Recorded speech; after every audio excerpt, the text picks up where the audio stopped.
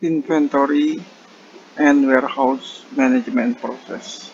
Oke, kita ke learning objektifnya dulu, di mana setelah mempelajari session ini diharapkan mampu mendiskusikan 4 pergerakan barang yang terkait dengan manajemen persediaan, menjelaskan tingkatan organisasi dalam manajemen gudang, menganalisa data master yang terkait dengan manajemen gudang.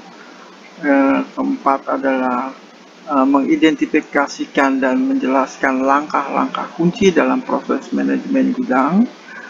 Dan selanjutnya, kelima adalah menunjukkan bagaimana inventaris dan proses manajemen gudang terintegrasi dengan proses lain.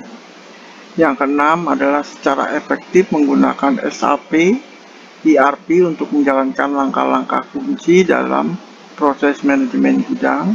Dan yang ketujuh adalah mengekstrak dan menganalisis informasi yang berarti tentang proses manajemen gudang menggunakan SAP ERP. Latar belakang, kita memperkenalkan proses manajemen inventaris gudang, ya, atau disebut dengan IWM, Inventories Warehouse Management, atau kita singkat dengan IWM, Inventory Warehouse Management, yang berkaitan dengan penyimpanan dan pergerakan material dalam suatu organisasi. Di mana di bab 4 itu, ya, kita telah ditunjukkan bahwa Inventory Warehouse Management atau IWM ini terkait erat dengan proses pengadaan, pemenuhan, dan produksi. Di mana di bab 4 itu telah diperkenalkan aktivitas di dalam manajemen inventory, pergerakan barang.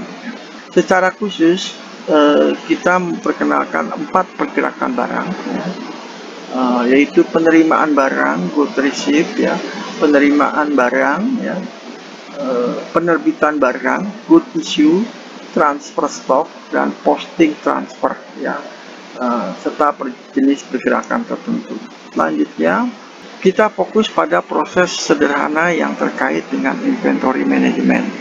Selain itu, kita akan menjelaskan bahwa manajemen gudang atau inventory management melibatkan proses yang memungkinkan perusahaan untuk mengelola material secara lebih efektif dengan menggunakan teknik yang canggih. Proses bisnis dalam praktik nanti kita akan menggambarkan bagaimana perusahaan global besar seperti Steelcase, ya, Incorporate menggunakan inventaris dan manajemen gudang secara efisien memindahkan material ke berbagai fasilitas. Di dalam bab ini kita juga akan mengulas dan menguraikan tentang pergerakan barang yang terkait dengan inventory management. Kemudian kita juga akan membahas mengenai data organisasi, data master, dan proses yang terkait dengan proses warehouse management dalam konteks proses pengadaan, pemenuhan, dan produksi. Dalam diskusi ini kita akan menyoroti berkaitan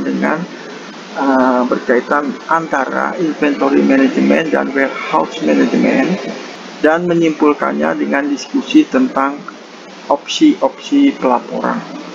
Inventory management. Untuk lebih jelasnya kita lihat ke slide berikutnya. Gambar ini mengilustrasikan 4 pergerakan barang yang terlibat dalam manajemen inventaris. Kita telah membahas penerimaan barang, ya, yang ditunjukkan dengan angka 1 pada gambar dalam konteks proses pengadaan dan produksi. Demikian pula kita telah membahas masalah barang untuk nomor 2, ya, yaitu konteks pemenuhan atau fulfillment proses, dan juga proses produksi. Kita juga membahas transfer stock dan posting transfer di bab-bab sebelumnya, ya. Pada bagian ini kita akan mengulas dan memperpanjang pembahasan tentang pergerakan barang tersebut. Ya. Ingatlah bahwa perusahaan melakukan pergerakan barang menggunakan jenis pergerakan tertentu yang menentukan informasi apa yang diperlukan untuk mengeksekusi pergerakan dan akun buku besar mana yang terpengaruh oleh pergerakan tersebut. Tingkat organisasi utama yang terkait dengan manajemen inventaris adalah lokasi penyimpanan. Kita awalnya membahas lokasi penyimpanan di bab 4. Ya. Dalam konteks proses pengadaan, ingatlah bahwa lokasi penyimpanan dikaitkan dengan pabrik ya, yang pada gilirannya dikaitkan dengan kode perusahaan. Selanjutnya, karena manajemen inventaris berkaitan dengan pergerakan material, master material, dan lebih khusus lagi tampilan penyimpanan data dan pabrik dari master material adalah data master yang paling relevan di inventaris manajemen. Dan kita juga membahas mengenai tampilan penyimpanan data ya, dari master materi. Perusahaan melakukan pergerakan barang menggunakan jenis pergerakan tertentu yang menentukan informasi apa yang diperlukan untuk mengeksekusi pergerakan dan akun buku besar mana yang akan terpengaruh oleh pergerakan tersebut. Tingkat organisasi utama yang terkait dengan manajemen inventaris adalah lokasi penyimpanan atau storage location dalam konteks proses pengadaan. Jadi kita di sini juga ingat bahwa penyimpanan yang dikaitkan dengan pabrik pada gilirannya akan dikaitkan dengan kode perusahaan. Karena manajemen inventaris berkaitan dengan pergerakan material atau master material dan lebih khusus lagi tampilan penyimpanan pabrik ya, data dari master material adalah data master yang paling relevan di inventory management. Good receipt atau penerimaan barang. Tanda terima barang adalah perpindahan bahan ke dalam persediaan. Karena itu menghasilkan peningkatan persediaan. Di dalam bab sebelumnya, kita ingat bahwa penerimaan barang terjadi selama proses pengadaan ketika bisnis menerima bahan mentah dan memperdagangkan barang ke dalam persediaan dari vendor. Selain itu, penerimaan barang terjadi dalam proses produksi ketika perusahaan menerima barang jadi ke dalam persediaan dari lantai toko. Kedua pergerakan ini menghasilkan pembuatan dokumen akuntansi material dan keuangan. Selain itu, dalam kedua proses tersebut, saat bahan diterima ke dalam inventaris, bahan tersebut ditempatkan di lokasi penyimpanan yang sesuai dengan status yang sesuai, seperti penggunaan yang tidak dibatasi dalam pemeriksaan kualitas. Pengadaan dan produksi berfokus pada penerimaan barang yang dibuat berdasarkan pesanan pemberian dan pesanan produksi. Namun tidak jarang mencatat tanda terima barang tanpa mengacu pada pesanan. Dua skenario ini terjadi adalah pertama, penerimaan awal persediaan, dan kedua adalah tanda terima yang tidak direncanakan dari vendor atau pengembalian yang tidak direncanakan dari pelanggan. Penerimaan awal inventaris melibatkan jenis pergerakan yang digunakan organisasi ketika sistem SAP ERP diinstal pertama kali. Pergerakan ini meningkatkan jumlah bahan dalam inventaris dan menghasilkan posting yang sesuai ke akun buku besar. Tanda terima yang tidak direncanakan terjadi ketika dokumen referensi seperti pesanan pembelian atau pesanan produksi itu tidak ada. Misalnya vendor dapat mengirimkan materi secara gratis, mungkin sebagai sampel, atau pelanggan dapat mengembalikan materi tanpa pengaturan sebelumnya. Dalam kasus ini perusahaan menggunakan tanda terima barang bersama dengan jenis pergerakan yang sesuai untuk menerima bahan tersebut ke dalam persediaan. Good issue. Berbeda dengan penerimaan barang, masalah barang menghasilkan penurunan persediaan. Dalam proses pemenuhan, masalah barang menunjukkan pengiriman barang jadi atau memperdagangkan barang kepada pelanggan berdasarkan pesanan penjualan. Dalam proses produksi, masalah barang atau good issue ini mencerminkan dikeluarkannya bahan mentah atau bahan setengah jadi ke pesanan produksi. Bahan-bahan ini kemudian digunakan dalam proses produksi untuk membuat barang jadi. Akhirnya, good issue menghasilkan pembuatan dokumen material.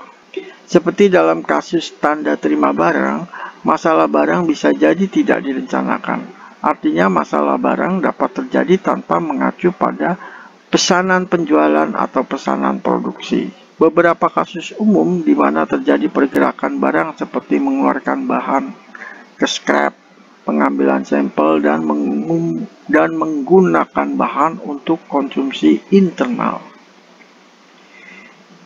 Jika bahan tidak lagi dapat digunakan karena usia atau keusangan, bahan tersebut akan dibuang atau dihilangkan. Pengambilan sampel melibatkan pengujian kualitas bahan. Jika pengujian merusak, yaitu prosedur pengujian membuat bahan tidak dapat digunakan, atau jika bahan mahal, maka daripada memeriksa semua bahan, perusahaan hanya menguji sampel kecil. Terakhir, bahan dapat ditarik untuk konsumsi internal, misalnya untuk penelitian dan pengembangan. Dalam semua kasus ini diperlukan jenis gerakan yang sesuai. Transfer posting. Bisnis menggunakan postingan transfer untuk mengubah status atau jenis bahan yang tersedia. Ingat bahwa ada 4 status stok umum yang menentukan kegunaan bahan, yaitu penggunaan tidak terbatas, in quality inspection, dalam pemeriksaan kualitas, blocked, and in transit, sedang transit, jadi diblokir dan sedang dalam kondisi transit. Ingat lebih lanjut bahwa postingan transfer tidak perlu menyertakan pergerakan fisik materi. Gambar sebelumnya, di slide sebelumnya, itu memberikan 3 contoh pengeposan transfer yang ditunjukkan dengan angka 4. Sebuah posting transfer digunakan dalam beberapa situasi lain yang tidak selalu melibatkan pergerakan material secara fisik. Di sini kami mempertimbangkan 2 skenario. Pengeposan materi ke materi dan pengiriman stok konsinyasi ke gudang. Posting materi ke materi digunakan untuk mengubah jumlah materi suatu materi. Proses ini umumnya terjadi di industri seperti farmasi dan bahan kimia, di mana karakteristik suatu bahan berubah seiring waktu. Misalnya salah satu langkah dalam proses pembuatan bir adalah dengan merebus dan mendinginkan biji-bijian serta air. Bahan ini disebut dengan wort, digabungkan dengan ragi dan dimasukkan ke dalam wadah fermentasi. Setelah wort difermentasi, itu akan menjadi bir. Jadi satu bahan wort berubah seiring waktu menjadi yang lain, yaitu bir. Selain itu, suatu perusahaan terkadang akan mengubah nomor material untuk suatu material. Dalam kedua kasus tersebut, perusahaan menggunakan posting transfer untuk mengubah nomor material dari nomor lama ke nomor baru menggunakan jenis perpindahan yang sesuai. Skenario kedua, di mana pengeposan transfer tidak disertai pergerakan fisik material, melibatkan inventaris milik vendor, yaitu materi yang disimpan di fasilitas pelanggan, meskipun vendor tetap memiliki kepemilikan. Stock transfer. Sedangkan posting transfer itu tidak perlu melibatkan pergerakan material yang sebenarnya, maka transfer stok digunakan untuk memindahkan material secara fisik dalam perusahaan dari satu tingkat organisasi atau lokasi ke yang lainnya. Transfer stok dapat melibatkan pergerakan dalam 3 skenario. Antara lokasi penyimpanan dalam satu pabrik, antara pabrik dalam satu kode perusahaan, dan yang ketiga adalah antar pabrik dalam kode perusahaan yang berbeda. Gambar sebelumnya memberikan dua contoh, tanda panah bertanda 3 di tengah gambar itu menggambarkan transfer stok antara dua pabrik A dan B. Meskipun tidak ditunjukkan dalam gambar, pabrik mungkin dalam kode perusahaan yang sama atau dalam kode perusahaan yang berbeda. Tanda panah bertanda 3 di dekat bagian kanan bawah gambar menggambarkan perpindahan antara dua lokasi penyimpanan di pabrik yang sama. Terlepas dari tingkat organisasi yang terlibat, tersedia 3 opsi untuk memindahkan bahan. Menggunakan prosedur 1 langkah, prosedur 2 langkah, dan pesanan pengangkutan stok atau STO. Kita akan membahas pesanan transfer stok di akhir bagian ini. Prosedur 1 langkah dan 2 langkah digambarkan di dalam slide selanjutnya. One step and two step prosedur.